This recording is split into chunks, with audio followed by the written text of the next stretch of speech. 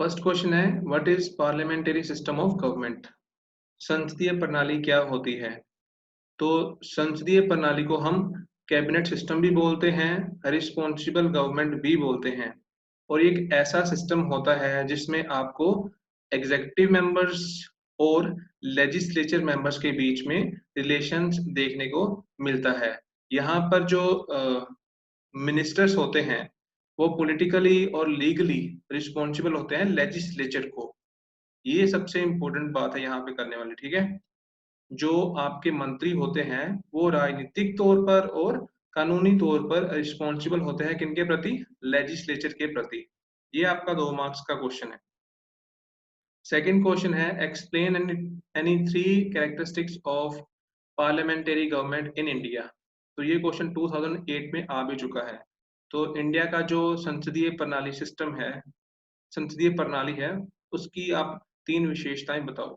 तो फर्स्ट है nominal executive. यहाँ पर आपको नॉमिनल एग्जेक्टिव का प्रावधान देखने को मिलेगा। और जो नॉमिनल एग्जेक्टिव है इंडिया में राष्ट्रपति को बोला जाता है। नेक्स्ट पॉइंट है रियल एग्जीक्यूटिव। तो रियल एग्जीक्यूटिव का प्रावधान भी आपको देखने को मिलता है।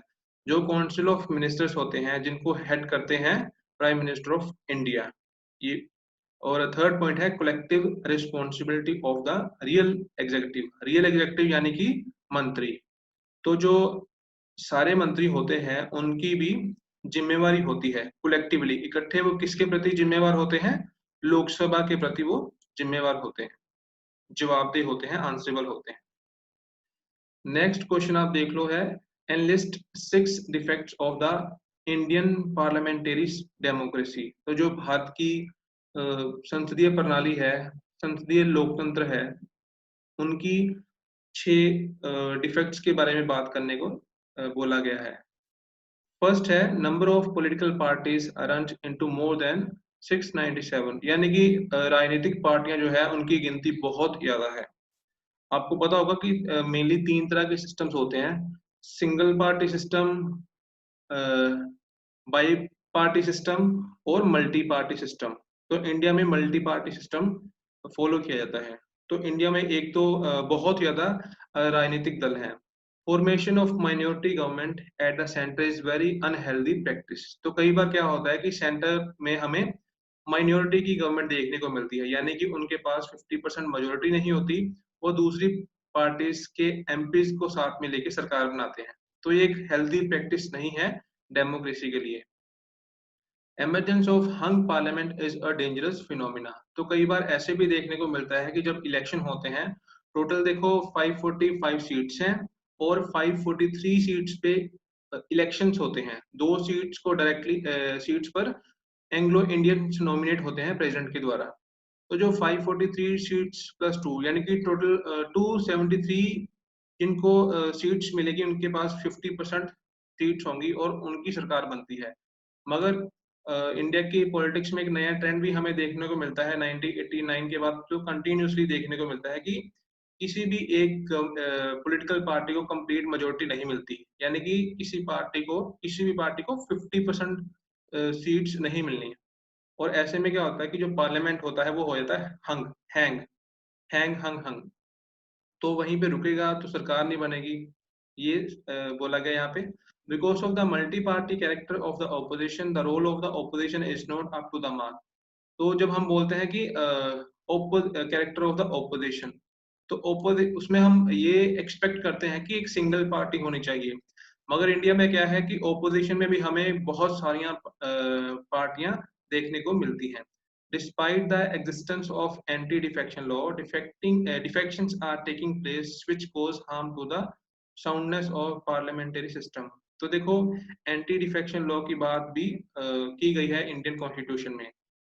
मगर आज भी आप देखोगे कि बहुत सारे राजनेता एक पार्टी से दूसरी पार्टी, दूसरी से तीसरी पार्टी आते रहते हैं, जाते रहते हैं, अपनी पार्टियां बदलते रहते हैं। तो इसके ऊपर भी स्ट्रिक्ट एक्शन लिया जाना चाहिए, इसके ऊपर स्ट्रिक्ट कानून होने चाहिए।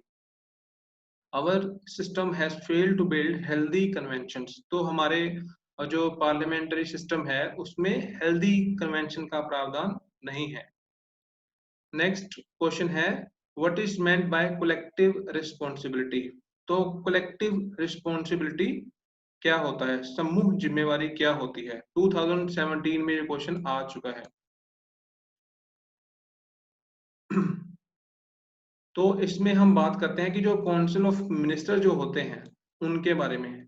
जो सभी मंत्री हैं उनका जो समूह है उसको बोलते हैं कि वो किसके प्रति जिम्मेवार होते हैं, ये यहाँ पर बोला गया है। तो सभी जो मंत्री होते हैं, कलेक्टिव रिस्पॉन्सिबिलिटी इनकी होती है लोकसभा के प्रति, स्पेसिफिकली लोकसभा के प्रति, और इन जनरल पार्लियामेंट पार्लियामेंट के प्रति ये रिस्पॉन्सिबल होते हैं। तो जब तक इनके पास मेजोरिटी होती है ये सरकार में रहते हैं। They cabinet works as a team. It presents a united front to the legislature, country and the constitutional head. All differences among ministers are ironed out behind closed door at cabinet meetings. Ministers are expected to work together in perfect harmony and understanding. तो इकट्ठे ये काम करते हुए हमें देखने को मिलते हैं। तो इन केस अगर सिचुएशन ऐसी आती है जब इनके साथ पूरी मेजोरिटी नहीं है, तो किसी भी एमपी की रिक्वेस्ट पर नो कॉन्फिडेंस मोशन भी स्टार्ट हो सकता है। तो उस दौरान फिर जो रूलिंग पार्टी होती है उसको अपनी मेजोरिटी साबित करनी पड़ेगी, यानी कि 50% एमपीज उनके साथ हैं। इन केस वो नहीं साबित कर पाएंगे तो उसी वक्त उनकी पार्टी डिसॉल्व हो जाएगी, यानी कि भंग हो जाएगी। नेक्स्ट क्वेश्चन है, how would you prove that there is a parliamentary system in India? तो यानी कि आप कैसे साबित करोगे कि इंडिया में पार्लियामेंट्री सिस्टम है? तो वो इस तरीके से साबित हो सकता है। First point, president is the nominal executive. तो देश का राष्ट्रपति नॉमिनल एग्जीक्यूटिव है। ही exercises his functions on the advice of the council of minister. वो अपनी शक्तियों का इस्तेमाल काउंसिल ऑफ मिनिस्टर यानी कि मंत्रिमंडल की एडवाइस के साथ ही करते हैं। नेक्स्ट सेकंड पॉइंट है, council of minister is the real executive as it actually exercises all the executive powers vested by the constitution in the president. तो संविधान के द्वारा जो भी शक्तियां राष्ट्रपति को दी गई हैं उनका इस्तेमाल रियलिटी में किनके द्वारा किया जाता है? मंत्रिमंडल के द्वारा, काउंसिल ऑफ मिनिस्टर्स के द्वारा किया जाता है। Third point, the council of minister is collectively responsible to the Lok Sabha. तो जो मंत्री होते हैं उनका समूह कलेक्टिवली रिस्पॉन्सिबल किनके प्रति होता है? स्पेसिफिकली लोकसभा को और जनरल में पार्लियामेंट को। जब हमने पार्लियामेंट बोला that means Lok Sabha Rajya Sabha. Fourth point, the Lok Sabha can oust the Council of Ministers by passing a vote of no confidence against it. तो लोकसभा के पास इतना अधिकार होता है कि वो मंत्रिमंडल को हटा भी सकते हैं नो कॉन्फिडेंस मोशन पास करके, जो हमने पहले पिछले क्वेश्चन में डिस्कस किया है कि स्पीकर एक दिन फिक्स कर देंगे रूलिंग पार्टी को कि आप साबित करो कि आपके साथ अभी भी 50% एमपीस हैं। अगर साबित हो जाता है तो सरकार वैसे ही चलती रहेगी। इन केस अगर नहीं साबित होगा तो उसी वक्त सरकार भंग हो जाएगी। फोर्थ पॉइंट है, fifth point, the council of ministers work under the leadership of the prime minister. तो जो भी काउंसिल ऑफ मिनिस्टर्स आपको देखने को मिलते हैं इनको lead prime minister of India करते हैं। नेक्स्ट पॉइंट है, next question, explain 3 democratic features of Indian constitution. तो भारत के संविधान के डेमोक्रेटिक फीचर जिससे ये साबित होता है कि भारत में लोकतंत्र है। फर्स्ट पॉइंट है, member of Lok Sabha and the state legislature assembly are elected directly by the people. पहली बात कि जो भी सारे एमपीज होते हैं लोकसभा के और स्टेट लेजिस्लेचर असेंबली जिसको बोलते हैं विधानसभा, इसके सारे जो भी सदस्य होते हैं वो लोगों द्वारा चुने जाते हैं, इलेक्ट होते हैं। इलेक्ट मतलब इलेक्शंस होते हैं, लोग डायरेक्टली वोट करते हैं। Second point, elections to the Lok Sabha and the state legislature assembly are held on the basis of universal adult franchise. Every citizen of India who is not less than 18 years of age is entitled to be registered as a voter irrespective of his caste, religion, creed, sex, etc.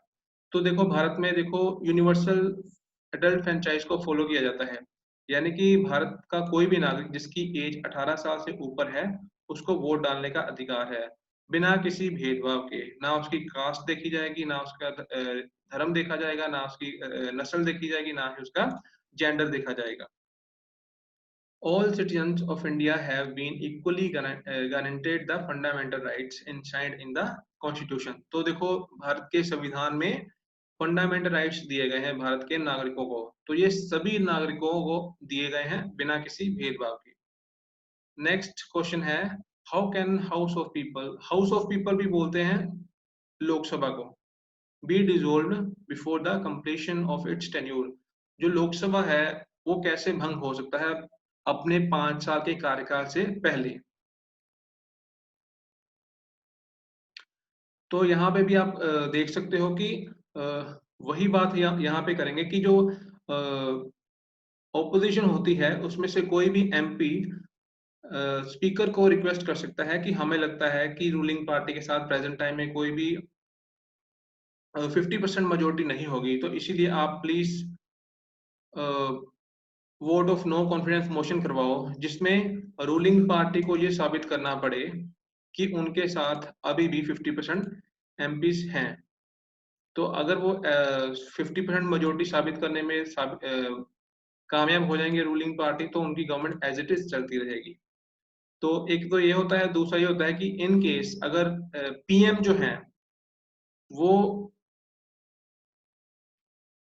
अ, अपना 5 साल का जो भी उनका सरकार का tenure होता है उससे पहले भी अगर वो इस्तीफा दे दें राष्ट्रपति को, तो फिर भी सरकार भंग हो सकती है।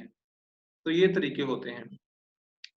नेक्स्ट क्वेश्चन है, what is meant by term political homogeneity. तो राजनीतिक एक समानता का मतलब क्या होता है? राजनीतिक एक समानता का मतलब ये होता है कि जहां पर बहुत सारी अलग अलग विचारधाराएं नहीं होती रूलिंग पार्टी में, मतलब सभी जो भी सरकार में हैं उनमें एक समानता हमें देखने को मिलती है। जो भी सारे मंत्री होते हैं उनके विचार भी एक जैसे होते हैं। ये पॉसिबल तब होता है जब एक ही पॉलिटिकल पार्टी सरकार बनाती है, और ये पॉसिबल तब तक था जैसे इलेक्शन जब भारत को आज़ादी मिली थी और उसके बाद काफी लंबे टाइम तक कांग्रेस पार्टी ने इंडिया में गवर्नमेंट बनाई थी, सेंट्रल गवर्नमेंट। तो उस दौरान हमें देखने को मिलता था कि कांग्रेस की तरफ से ही फुल मेजोरिटी होती थी। तो उस दौरान जो राजनीतिक एक एकता थी वो ज्यादा देखने को मिलती थी, एक समानता। तो विचार भी उनके एक जैसे होते थे। मगर आज के टाइम में क्या होता है कि जब इलेक्शंस होते हैं उससे पहले ही देखो अलग अलग पार्टियां क्या करती हैं, कोalition कर लेती हैं, गठबंधन बना लेती हैं। तो ऐसे में आपको देखने को मिलेगा कि अलग अलग विचारों वाली पार्टियां आपस में मिल जाती हैं। तो उसका रिजल्ट ये होता है कि जो राजनीतिक एक समानता होती है वो बहुत ही कम होती है, क्योंकि अलग अलग पार्टीज के मंत्री बनते हैं। फिर गठबंधन की सरकार सरकार जिसको बोलते हैं, जिसको बोलते हैं कई बार खिचड़ी अ, बनी हुई है। तो ये कुछ क्वेश्चंस आप देख सकते हो जो शॉर्ट क्वेश्चंस हैं, 1 मार्क्स में ये क्वेश्चंस आ सकते हैं आपको। तो फर्स्ट क्वेश्चन है, India has adopted dash democracy. तो भारत ने कौन सा सिस्टम अपनाया है? तो इसका आंसर है पार्लियामेंट्री सिस्टम। भारत ने संसदीय प्रणाली को अपनाया है, संसदीय लोकतंत्र को अपनाया है। Second point, in India dash is nominal executive. Nominal executive यानी कि नाम मात्र नाम का कार्यकारिणी कौन है? वो है राष्ट्रपति। Third, the prime minister and his council of ministers constitute dash of India. यानी कि मंत्रिमंडल और देश के प्रधानमंत्री को मिलकर क्या बनता है? रियल एग्जेक्टिव बनती है, असली कार्यकारिणी बनती है। Fourth point, the real executive in India is collectively responsible to. जो हमारे रियल एग्जेक्टिव है, जिन जो मंत्री होते हैं वो कलेक्टिवली किसके प्रति जिम्मेवार होते हैं? वो लोकसभा के प्रति जिम्मेवार होते हैं। Fifth point, Lok Sabha can oust the council of ministers by passing a vote of no confidence against it. तो जो लोकसभा है काउंसिल ऑफ मिनिस्टर को हटा सकते हैं। वो कैसे? अगर वो अविश्वास मत पास कर दें, नो कॉन्फिडेंस मोशन बोलते हैं, ठीक है। Sixth, if Lok Sabha passes a censure motion against a minister, अगर जो लोकसभा है एक मंत्री के खिलाफ नो सेंशन मोशन पास करते हैं, the entire ministry will dash have to resign. तो क्या पूरी मिनिस्ट्री को रिजाइन करना पड़ेगा? नहीं। अगर एक मंत्री के खिलाफ देखो सेंश्योर मोशन आ रहा है, तो सिर्फ और सिर्फ उसी मंत्री को ही रिजाइन करना पड़ेगा।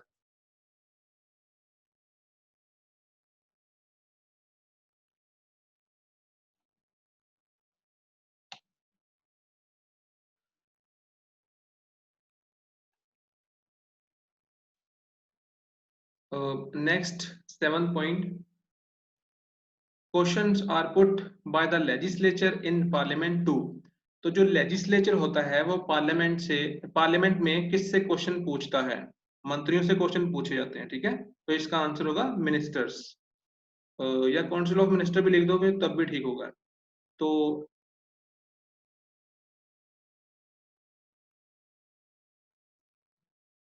अभी जो नेक्स्ट है last, there is dash daily during the session of the Lok Sabha. तो जो लोकसभा का सेशन होता है उसमें एक क्वेश्चन आर भी होता है, तो यहाँ पर आपका आंसर होगा क्वेश्चन आर, ठीक है। यानी कि जो मंत्री होते हैं उनसे क्वेश्चंस पूछे जा सकते हैं एमपीज के द्वारा। आगे आप देखोगे जो आपके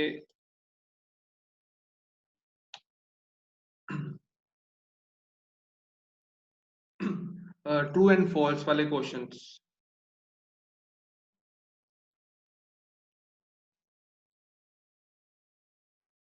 इसी चैप्टर के हैं आपके, ठीक है। फर्स्ट है parliamentary system of government is also known as cabinet government.